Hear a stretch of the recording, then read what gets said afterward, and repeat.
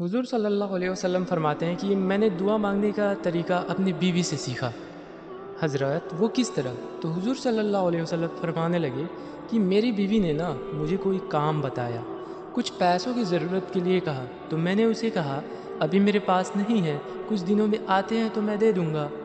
عورتوں کی عادت ہوتی ہے کہ وہ بار بار یاد کراتی ہے، تو پھر 2-4 دنوں کے بعد پھر انہوں نے کہا حضرت وہ میں نے کہا تھا کچھ پیسے، تو حضور صلی اللہ علیہ وسلم نے ان سے کہا ابھی تو میرے پاس نہیں ہے، کچھ دنوں میں ملتے ہیں تو میں تمہیں دے دوں گا۔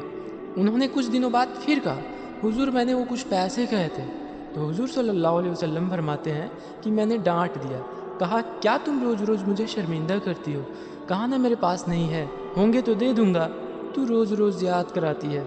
تو حضور صلی اللہ علیہ وسلم پھر فرمانے لگے کہ تو پہلے تو انہوں نے میری ڈانٹ کو سہا، پھر میرے جملوں نے ان کی آنکھوں میں آنسو پیدا کر دیے، پھر انہوں نے اپنی آنچل میں اس دکھ کو سمیٹا، پھر انہوں نے ایک جملہ کہا تو میں رو پڑا، اور مجھے اپنے رب اللہ سے مانگنے کا طریقہ آ گیا۔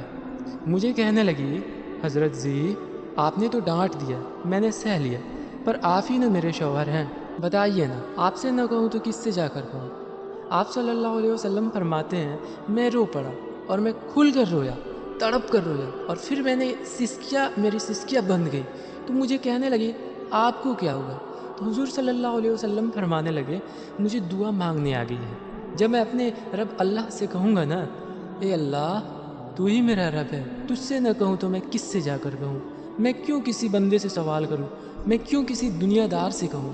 اے اللہ میں تیرے نیک بندوں کا وسیلہ لے کے، تیرے محبوب صلی اللہ علیہ وسلم کی غلامی لے کے تیری برگاہ میں آیا ہوں، اے اللہ تجھ سے نہ مانگوں تو میں کس سے مانگوں؟ سمجھ آ گئی ہے جب میں اس طرح دعا مانگوں گا تو میرا رب اللہ میرے اوپر بڑا ہی فضل فرمائے گا۔